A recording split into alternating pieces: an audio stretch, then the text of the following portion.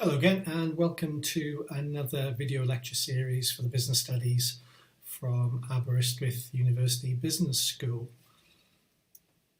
What we're going to cover in this session is a brief overview really of the phases of product development, and there's typically a 6 to 8 stage model that is covered for this particular topic in your core text.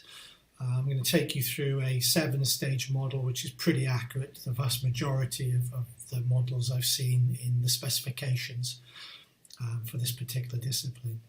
My name is Ian Harris. I'm the Degree Scheme Coordinator for Marketing and Digital Marketing. My email address is ihh@aber.ac.uk if you want to chat to me about anything associated with this or other lectures in the series.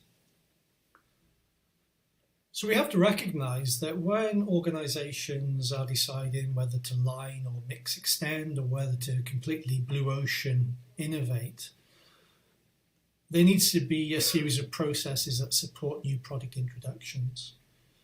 So we recognise that organisations like Unilever will be using internal and external consultants and third-party research and organisations to help them develop product ideas that are going to be resonant with the marketplace. This requires a great deal of time and effort and is fundamentally an expensive proposition. To get some idea of how fundamentally competitive this area is, if next time you go to a supermarket, there's a particular type of food that you like, just take a picture of the food that's available, say for example in chocolate biscuits, and then just take a picture every 3 months or so and compare the picture after 12 months to the picture that you first took, and you'll see that the mix that the grocery retailer is delivering will have changed quite dramatically, and you'll see that certain new products are no longer available in that photograph, no longer available to market. So even though they come all the way through new product introduction processes, they have not been successful in achieving enough return on investment, and the grocer, because the sales aren't high enough, has pulled them from the distribution, which means that ultimately they'll end up in Poundland or Pound World or B&M Bargains, and you'll be picking them up for a discount because that's what the manufacturers will do with biscuits that don't meet marketplace requirements. So to enable effective and market-resonant development to take place, organisations need to embed a series of gating processes. The reason that these organisations are successful is that when they commercialise new ideas, new concepts, there's a very great probability that they will be successful. And if they're unsuccessful, it's not because they've got the process wrong, it's just that the constituent market doesn't like the product as much as a competitor product. So think about a sports team, for example, football. Premiership football teams are looking for talent. They will spot that talent, and the talent becomes available to them from a very early age. So from a very early age, it's spotted, it's signed up to the clubs that provide talent to the next level up, And all this is a process by which if the potential football player or netball player is successful at their age range, they're likely to be taken the next step further, and ultimately, if it all works, they play in the Premiership. But you can probably tell that from the millions of people who play football in the different age ranges in the United Kingdom, very few actually get all the way to being footballers in the Premiership. So finding a good product or service or experience for market requires a gating exercise whereby we try to remove risk, and therefore we try to minimise the impact on our bottom line, on the cost to our business. So I've already alluded to the fact that there are many versions of stage or gating processes, and each industry will use a similar concept, but the number of stages, phases will differ depending on the size and complexity of the firm or the industry. So personally, I used to control a gating process for software development. It was considerably more sophisticated than the one that you're going to see here, not because the product was more difficult to develop, but because there were much more stages in the development process that we would want to gate against. So we'll see two versions. The one is the one that you're typically going to see in an A-level specification textbook. The other is from a second-year marketing management textbook. And it just shows you that this complexity is built in because organizations are trying to minimize the risk of innovating products. So this is the one that you're probably going to be most familiar with. You start off with the concept of idea generation. Where do ideas for new products, services, or experiences emerge from? And we'll see that when we go through this material that there are lots of ways that organizations can determine ideas for products or services or experiences. Now, typically, if we think about a Bell-bin analysis, that's an analysis of team player modes, then the plants would be the people who were generating ideas. And the resource investigators would be part of the team with the coordinator that would look after the idea screening. Now, the idea behind idea screening is for every 10 ideas, one might be a possible goer. So we just need to remove the 9 of the 10, which are basically not suited to our revenue, financial, business purposes. When we've screened our ideas and we have a series of opportunities that we want to take further, remember, we won't be just doing this one at a time. We will have multiple ideas that we're screening and concept developing, because we know that we're going to get drop errors, or we're going to get product concepts being dropped at different stages. So we're not just going to have one going from left all the way through the process. We're going to have multiple going through these processes, many of which will fall at different levels.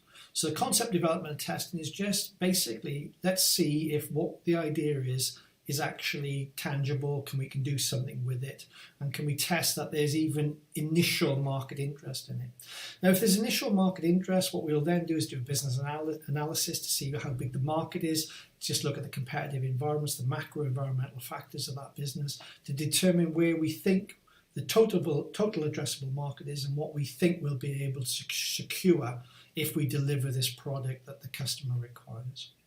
We'll then test, we'll product and we'll market test, and then we'll look at the processes by which we actually create the product. So to use the Apple perspective in this, the technical implementation is actually not delivered by Apple. That goes off to China, and the technical implementation of building an iPhone is done actually in China through a partner, but then Apple will come back in to the launching of the product stage. So this is the example that we see from a level 5 core textbook for marketing management, and you'll see a lot of the areas are similar. And here what's a bit more explicit is whether we have yes or no stages. So if we gate yes, we're going to the next stage. If we gate no, we're basically dropping the idea. And better organizations will review a lot of these dropped ideas at different phases to see if after 3 or 5 years those ideas have more market strategy development opportunities or product development strategy possibilities. But you can see it's exactly the same model that's used in shall we say, university undergraduate teaching. So basically, this is typically driven by marketing managers. You can have new product introduction managers, you can have program directors, but typically this is the sort of thing that a marketing manager would do for a company such as Unilever or Procter & Gamble or Kraft. So we have to be able to manage the idea generation and screening stages. We need to make sure that we manage the activities that move the idea through concept, through to productization. And then when it's in the marketplace, when we're diffusing the innovation into the marketplace, what we're trying to do is we're trying to make sure that our marketing communications, our brand activations are as effective as they possibly can be. Now, to put this in context, 30 years ago, the concept of time-based competition was just emerging as a differentiator for organizations. But contemporary business is now associated with getting to market quickly. Now, there's a reason for that. The speed at which organizations, especially Asian organizations, can copy ideas and deliver it to market is quite staggering.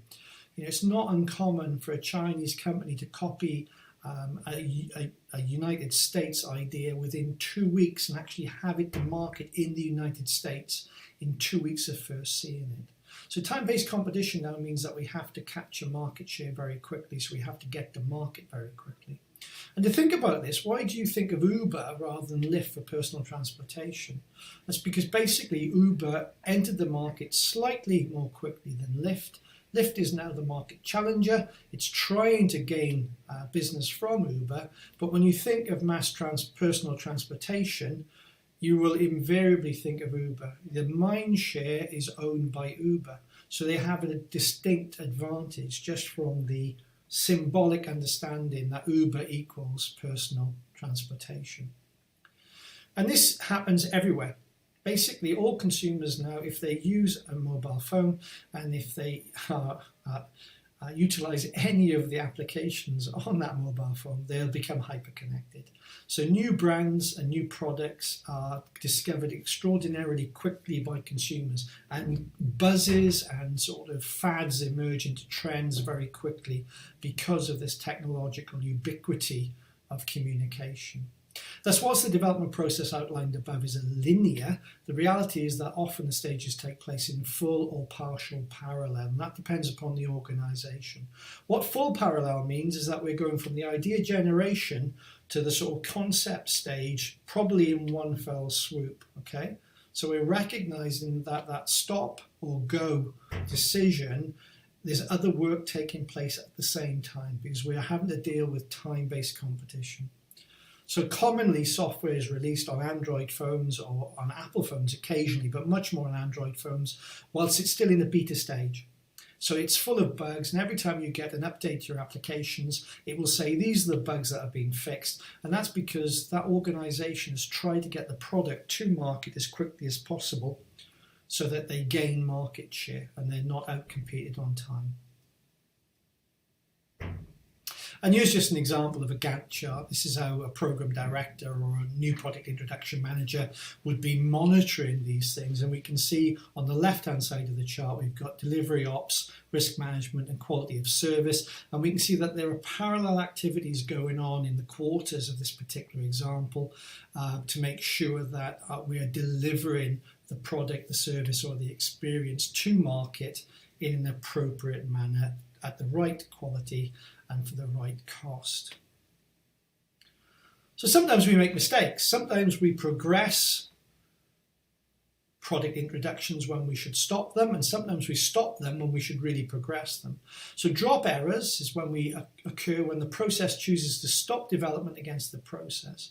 So in the early 70s, Kodak introduced a working prototype of a charge couple display. A charge couple display is the device that your smartphone uses to capture images, okay, CCD. So they actually had a very low resolution CCD that worked in the early 70s. They developed the concept, they proved it worked. They recognized that they couldn't mass produce this particular product in the 70s.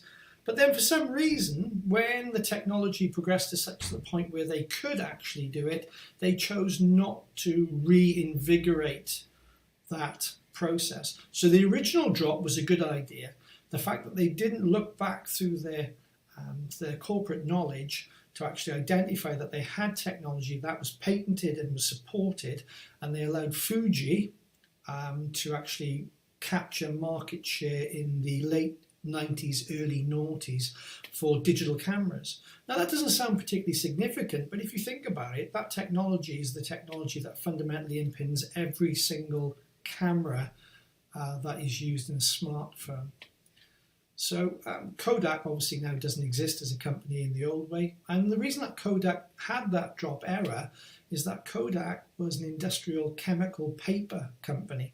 They never saw themselves as a digital company. They purely created paper that when you expose light to it would change colour, and the old classical photograph.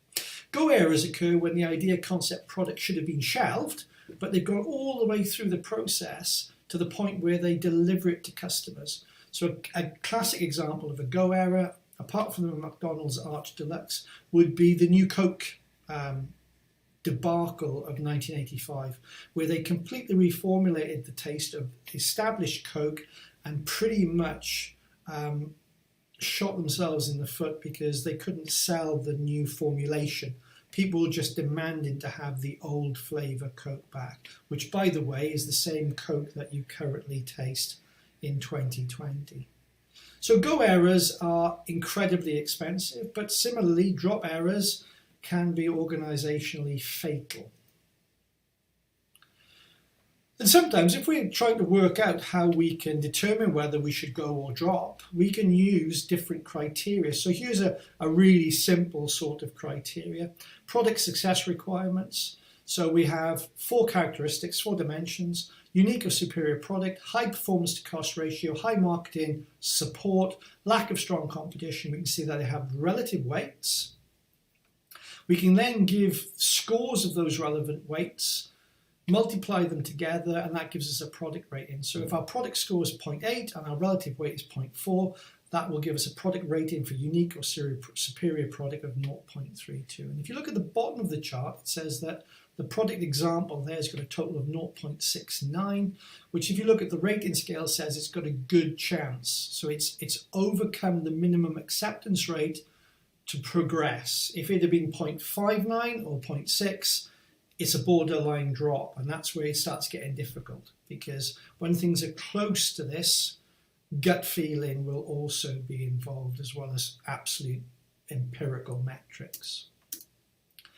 So let's go through some of the stages of this process. So this is back to your original diagram. The first one is idea generation, and in a previous sort of session what we did is said, okay, how do we find ideas? Where do they come from? Well, typically customers will tell you what they want. And if they don't tell you directly, they'll be commenting about your product. And this is one of the joys of social media, is even 12 years ago, I was working with an organisation that was doing sentiment analysis on brand and product launches, where basically what they were doing is they were just compiling lists of all the comments about the products that they've just released to see what customers liked about it, what they were neutral about, and what they didn't like about it. And what that meant was that they could get first-hand, they were actually getting primary research outputs from a secondary data feed, which is really quite important. Similarly, as well as people sort of wanting to speak about products or services, or I wish it would do this, sales support staff for the organisations will be speaking with customers daily. Customer service representatives are typically dealing with issues that customers have with existing products or services.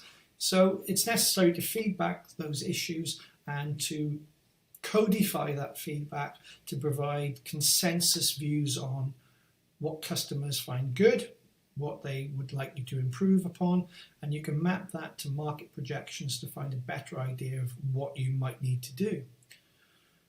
Most organisations have their own research and development capabilities. Typically, these are very innovative spaces. I can't even say it.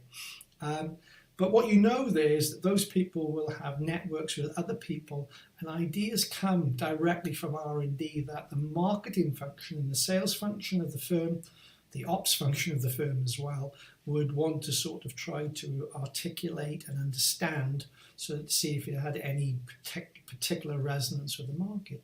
Quality assurance, the same. All businesses now pretty much work in a distribution network. It used to be called a distribution chain, but now it's much more of a network. And partners within that chain will feed back issues and opportunities, but only if the organisation has the ability to capture that knowledge and then to process it in a way that is understandable with the resources available to them. And what you do with those ideas is you take a look at overarching customer and market research for the industry and segments that you're in, and you have a very good idea then of where those ideas fit and whether, when we go through the idea screening stage, which ones we should prioritize. So we've got a list of potential new ideas from the idea generation stage. And what we're trying to do in this idea screening process is trying to determine what we should discard and why should we spend more money, more time, and more resource developing ones that we're going to take forward. What is it about those ideas that mean they've got more resources behind them? And for every organisation that introduces new products or services or experience, they will have a set of criteria that they will be evaluated against. Now, I'll put this in context. If you're working in smaller or technologically very fast-moving environments, what typically happens is you have a set of criteria, but if the director of sales or the chief marketing officer says, I really want this developed, I can guarantee you that that criteria will go out the window and it will certainly just be developed. So think about idea screening, product improvements most needed. Well, Apple realized when they were running the 5S that they had a big problem with screen estate. So they recognized there was enough feedback from the market that they needed to move from a 4.0 inch screen on a 5S to a 4.7 inch screen on an iPhone 6. Now, they didn't want to do this because fundamentally the screen is an expensive component of a phone. They wanted to maximize their revenue and therefore their profitability because they wanted to keep the cost down low. Similarly, Apple identified that battery life on an iPhone 7 was an issue that needed to be addressed. It was an attribute that had an awful lot of negative feedback from the sentiment analysis of social media feeds. So they needed to make sure that they improved battery life in the iPhone 8, which they did quite dramatically. Other ways of looking at idea screening is what are the principal benefits to your target audience? What benefits does your target audience really want? So for the iPhone 7 example, the idea there is that Apple users wanted a phone that would last more than 6 or 7 hours of use after about 9 months of ownership. So the benefit was that at least the phone would go through a working day before it needed recharging.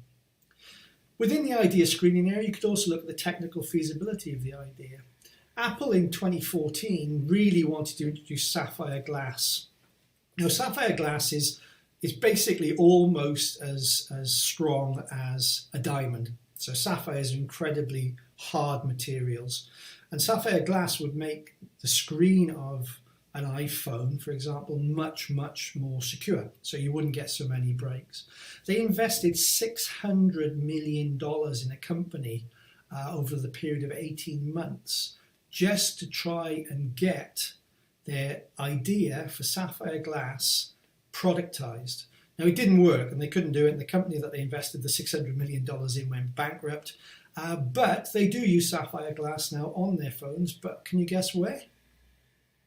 They use it on their camera assemblies so that they don't get scratches on them. So every time you take a photograph, it's not scratched. So idea screening again, what level and scope of research and development is required. And in this area now, the sort of market research people also get involved and say, if this is the idea, what sort of marketing potential do you think might occur if we develop it? And there's a great example there. Apple tend to work with phones over the cost of £800, but 4 or 5 years ago, they brought in the iPhone SE, which was a much reduced, it was basically a 5S phone with a 6S processor in it.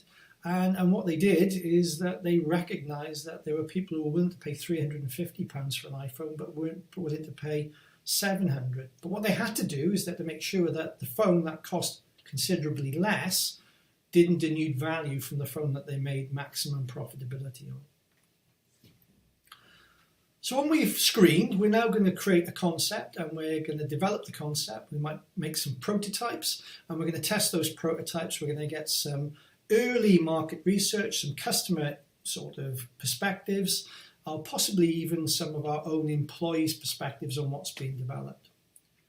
So we're looking at ideas that need to be developed into these product concepts, and the viewpoints are captured, and we're going to have iterations until we think we've got a concept which is suitable for the next stage of development. During concept development, it's possible to accurately determine production costs for short, mid and long run projections. So what that means is that we can work out how much it would cost us to make this product if we sold 10,000 units, 100,000 units and 1 million units. Okay. So we kind of know what sort of cost environment we're dealing with, so that when we start thinking about our profitability, which is part of our market analysis, we can make sure that what we're developing is actually going to fit our profitability indices. Focus group market test the concept, what they like, what they don't like, how might potential customers adopt the concept, how might they use the concept, what might they substitute if they didn't have this concept, all sorts of things, trying to get an understanding of where that concept works. So also during this concept development testing, what is the alignment of our planned target market from the feedback from this initial research? Is what we thought was going to happen likely to happen? Do we need to protect any intellectual property? As soon as it goes outside of the organization, unless you have something called a non-disclosure agreement with the people that you work with, you're opening up that idea to third parties. The example I gave earlier was that in China, I can copy something pretty quickly. I think a smartphone would probably take more than 2 weeks, but it's not going to take them a great deal more than 6 weeks or so. For positioning, determine the most important features or attributes that your audience expect, because that will allow you to capture the widest part of the market. And that's really key, because I'm trying to maximize profitability with these innovations. So I'm looking for the attributes, the benefits of the products that allow me to centrally position the product. So the iPhone SE, for example, wasn't the core market. It was a sub part of the market for iOS devices. Okay. At the time, the iPhone 7 and 8 was the core part of the market where they made the most profitability. So if we've got a concept, now it's time to consider our business analysis. So if we're happy that the concept is being embraced by the organization, the culture of the organization, the customers, and that we can identify where it fits to a distinct market, it's now time to revisit the initial business analysis, which we did during the idea screening, and we're going to build out the business analysis to get a much better idea of what we intend to do. Should everything work? So this is the presumption is that everything that we try to do works perfectly. The reality of business is that often isn't the case. So here we'll be thinking, okay, what is the price sensitivity? What attributes are worth what monetary sacrifice? Can we create different blends of the product or the experience so that we charge more or less for the final product? Because that will fundamentally impact our profitability and our revenue projections.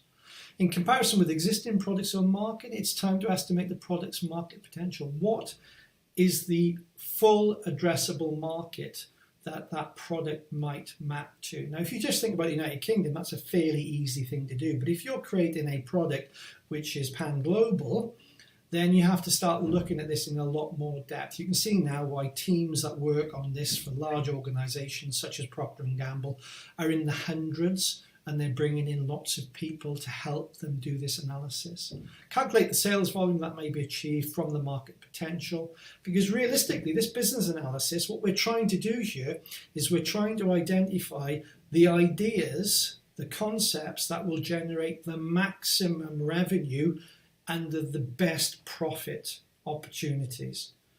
So the sales volume is great from the market potential, but we want to make sure that we can actually deliver that. The example I gave earlier was the AirPods.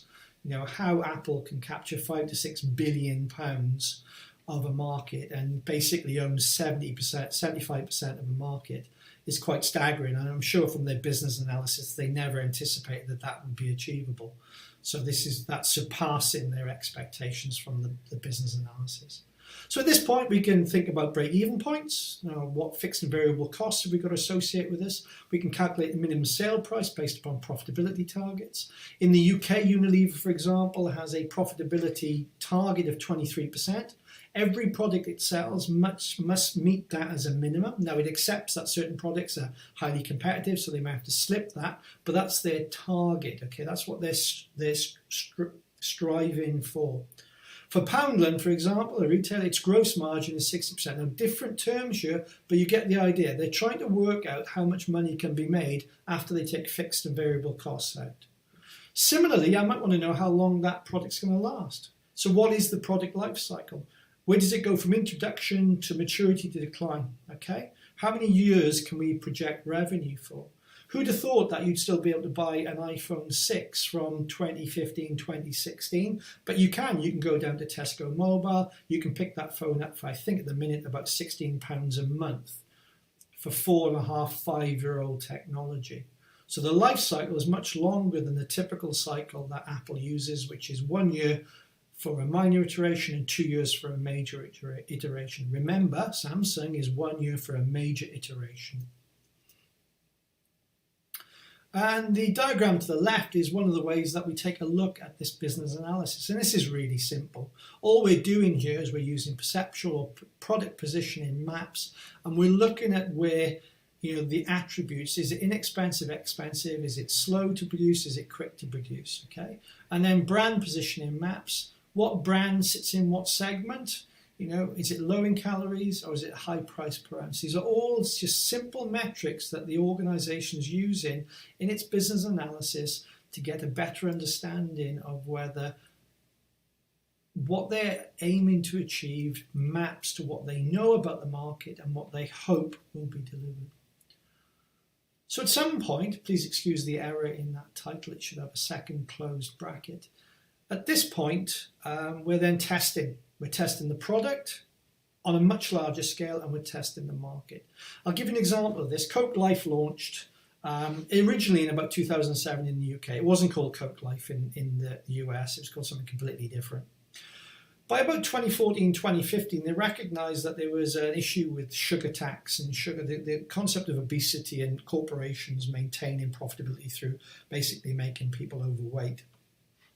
So they wanted to sort of test that particular product and market. So what they did was they found two constituent markets in the world. Argentina's one, it's quite a representative market, and Australia's another, a very representative market. So basically what Coca-Cola knows is if the products are successful and if they have high sort of awareness and they have sort of decent sales within those two territories, then it's likely that the testing market will be similar to the actual market.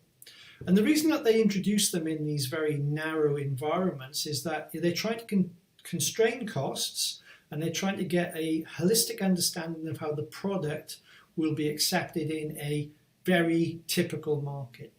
And the reason that these costs rise very quickly is that you'll have product development and process specialists, consultants coming in. You'll have commissioning consultants to make things set up properly. You'll have product and program managers that are being used to more tightly organize. We're now starting to spend a lot more money. We're gearing up to spend a huge amount of money. So we need a lot of skills. Similarly, we'll need to protect the IP. So we need to make sure that we trademark, that we patent protect, that we copyright, that we image right, everything that we might want to do. Now, patent costs, for example, in the UK, if you self-patent, aren't very high. You're looking at about £1,500. The problem isn't necessarily getting a patent in the UK. Getting and securing patents across the world is very expensive. Protecting patents is incredibly expensive. So, for example, in 2015, Samsung paid Apple about $530 million for contravening a series of its patents over the use of the finger on the screen of a Samsung device. We'll then want a prototype commission. We will build prototypes. They're built to highlight flaws. Classic example is the latest Samsung flip phone. They introduced that to a group of influencers, internet influencers, about 8 or 9 months before they intended to launch the product. Within a few days of those prototypes, really, they're not in full production, they're prototype commissioned examples. Within a few days of them going into the real world, the screen started cracking. The link and the real world performance, is it fit for purpose, is an example of some of the early pre-production issues of the flip phone for Samsung, I believe.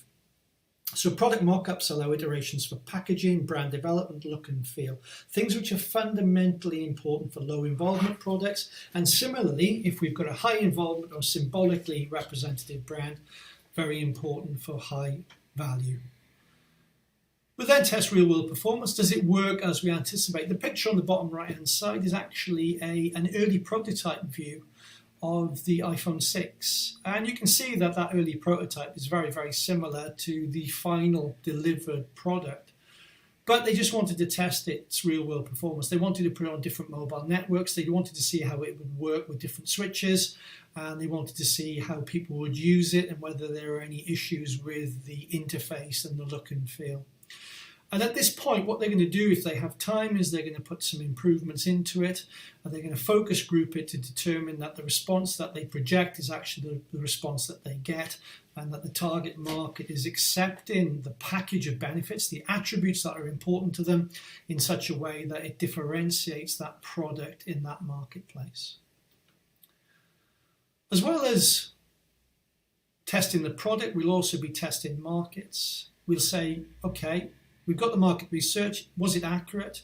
Is the segment that we're choosing to focus on the target appropriate? Is the position we're taking within that accurate? So for example, when Apple launched the iPhone 11, a big movement was to do with its real-world performance and the fact it could deal with real-world situation. Another one of the key attributes that they had to ace was its imaging system.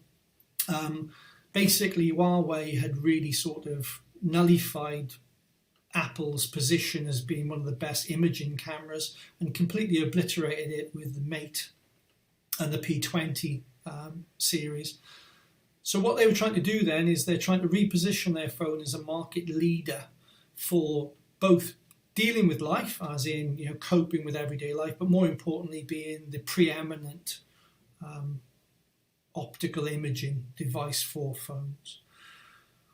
What marketing objectives can we meet? What marketing objectives may we need to reduce to secondary objectives? What are the strategies that we're using? Do we need to use particular tactics in certain markets? So for example, if I was launching soap powder in a developing country with bad distribution, what would I have to do to make sure that I could make the customers of that market aware of my product? Well, I'd probably jump in a 4x4 with an A-board on the back, and I would probably drive it around for a year because that's probably the most effective way short of TV. Remember that TVs are only, there's one TV per village typically in the cafe/bar. When that's understood, codify all the above and more into a marketing plan, and basically even at this point, even if the market testing tells you you're onto a winner, it might not be the truth, and the new Coke example from 1985 is a perfect example. They've gone all through this. They've tested the product, they've tested the market, everything comes back perfectly. Unfortunately, the customers absolutely hate the product that's being launched. Okay, so we're going to take a quick break here. Just want to make you aware of entrance examinations at universities and the benefits of taking an entrance examination. At Aberystwyth, for the business school, we do have entrance exams. On successful completion of the exams, and there are multiple points near where you can take these, so not just in January when you're making your UCAS applications, you can also at the minute take them in June. What you'll do if you perform adequately, you may be provided a reduced offer or an unconditional offer, and typically if you do quite well there will be some large financial awards. Now be aware, Aberystwyth is not the only university that offers these, but if you want to find more information about the Aber Uni entrance exam, simplest way is voice search or Google search Aber Uni entrance exam, and you'll see lots of information there about what the benefits are for doing this for Aber or any other university. Strongly recommended to anybody. It's free money. Technical implementation. Okay, so we've gone through the product and market testing. So we're now on the 6th stage, and we're now saying, okay, how do we actually produce this product in the quantity that we require? And again, I'm using Apple as an example, but when the 6 launched and the 6S came after it, they really could not produce enough phones. They were unable to produce the market demand. And that's really bad because it means that they're losing profitability, because typically these phones are more expensive at the early point of their entry to market. Okay, they're skimming the price. So you have to think about what resources are required for this, what engineering plans for productions are necessary. Are we going to put it out to original equipment manufacturers, such as what Apple does? Are we going to use our existing production resource? Do we need to embrace specialist resource? So when Apple was looking to build those sapphire glass screens, they were outsourcing that particular component to a specialist resource.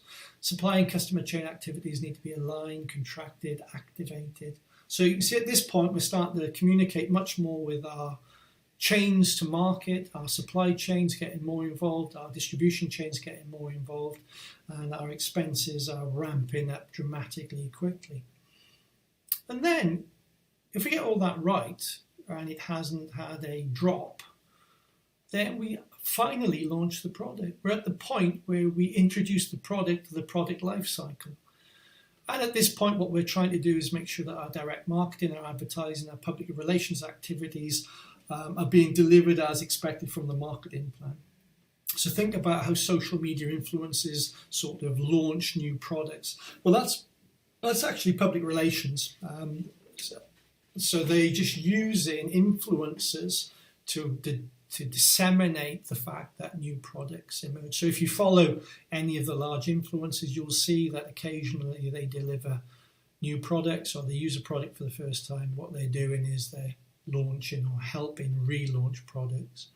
Sales planning, distributor communication, sales promotion for the distribution chain. If I'm using distributors, then I'm probably going to try and get them to promote more heavily my product. So if I'm in Carphone Warehouse, I'm going to make sure that my stand at the launch of the iPhone SE, or it could be called the iPhone 9, is highly prominent at the point of the launch. And then after about a month or 6 weeks, I'm going to pull that back in and I'm going to start promoting the more profitable components again. Have I identified my ideal customers? Have I identified and am I meeting the sales targets by month, quarter, year? Am I doing what I anticipate this business will do? Now, when Apple launched the iPhone X, within a few weeks of launching, their sales planning was telling them that that particular market was not taking the product in the way that they projected. And when they launched I think it was the XR, what they realized was the XR was outselling the 10S, I think it is, quite dramatically. And then when we're launching product, typically if we're price skimming, we're trying to increase the price. If you try to buy a product, if you try to buy a Galaxy S20 as of February 2020, then you're probably going to be paying a premium even if you buy it from eBay. And also, as we work through the diffusion of the product into the market, what is our minimum sales price, and at which point do we maintain our brand cachet, but we maximize our sales, and all this will be planned.